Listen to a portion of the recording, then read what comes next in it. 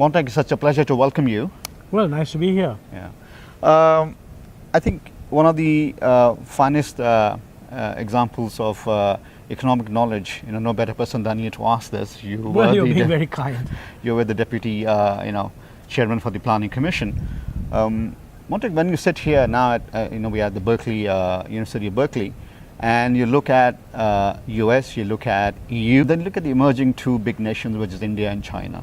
So I want to ask you first, where do you see the global economy? Because we don't see the problems happening now. It's kind of, it's growing at a slow pace, but then we also see spurts. So compared to the global economy, I'll then take you back to India, and then obviously the next door competitor is China.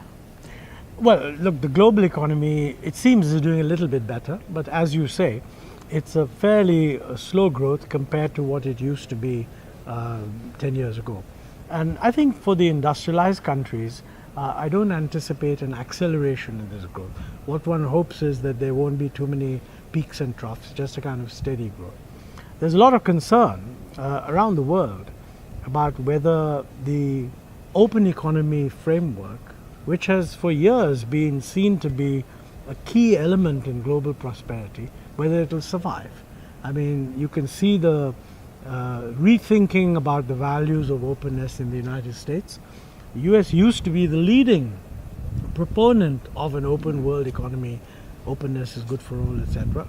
I don't want to put too much weight on purely short-term phenomena, but I would hope that in the coming years, the global economy will once again converge to the notion that we need a much more open economy if we want common prosperity. If we get that, then my guess is that the emerging markets altogether will grow faster than the industrialized countries. Certainly Asia will grow faster, and within that you've got China and India. China has for 30 years grown at 10% plus. It's now slowing down, which was unavoidable because it's reached a much higher level of income. India has been accelerating. It's slowed down a bit in the last year or so, but probably its medium-term growth potential would exceed that of China simply because we are so far behind. I mean, China is expected to slow down below 6%. India, many people think, could go to 7% without much difficulty. It all depends on the kind of policies we follow at home. I mean, nothing is preordained. So when we say this is a prospect if we do the right things. Right. So I think, from the global point of view, the center of gravity is shifting towards emerging markets, but within that dominantly towards Asia. Of course, China is much richer than India. I mean, the per capita income of China is almost 5 times that of India. So when we say we are growing faster than China, we may be. I mean, it's going to take a very long time before we actually close that gap. But in the short run, high growth is good, and we ought to be aiming for it. I'll take you to India.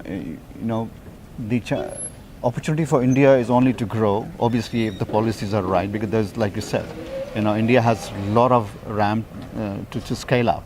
When you talk about policies, I take you back to the early 90s when India opened up. We had to do certain things, and then industrialization took up. Now we're talking about startups and bring a lot of entrepreneurship into India, but we also need about 10 to 12 million jobs a year, and that is a big thing for India to keep growing.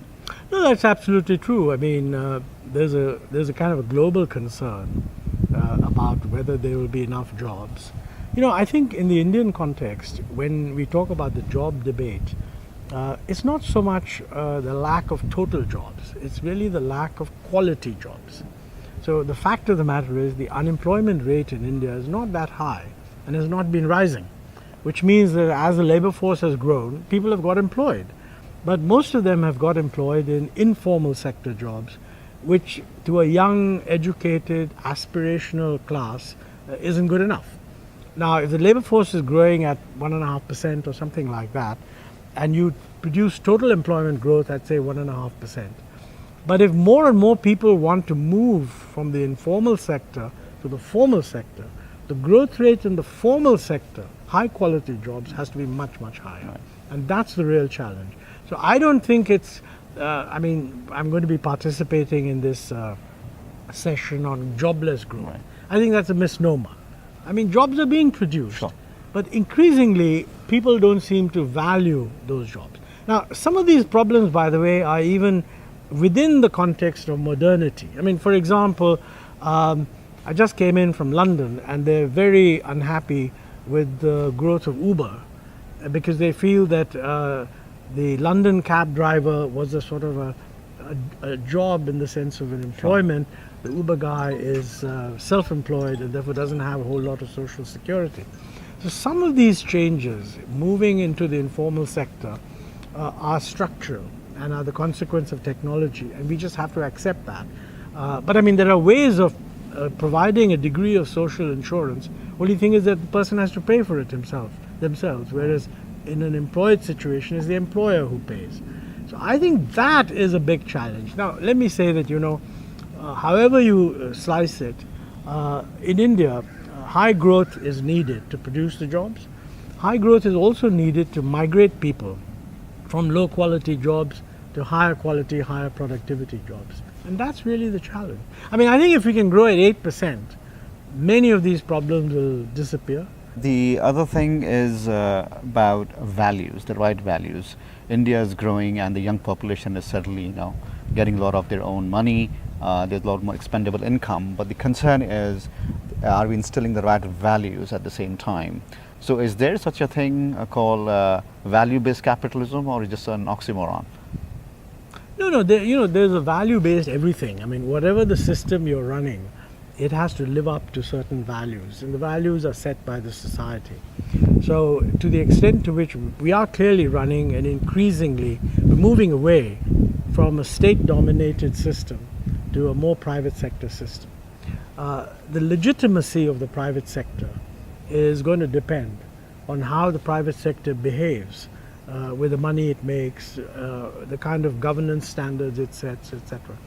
I think that's a big challenge. It becomes doubly so in a private sector which is family dominated. Because it's one thing to talk about differences in salaries which reflect market valuation.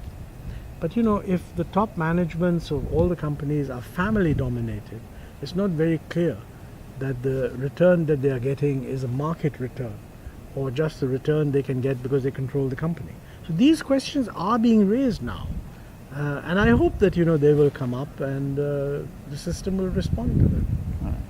Thank you. It's such a pleasure. Appreciate the opportunity. Thanks a lot.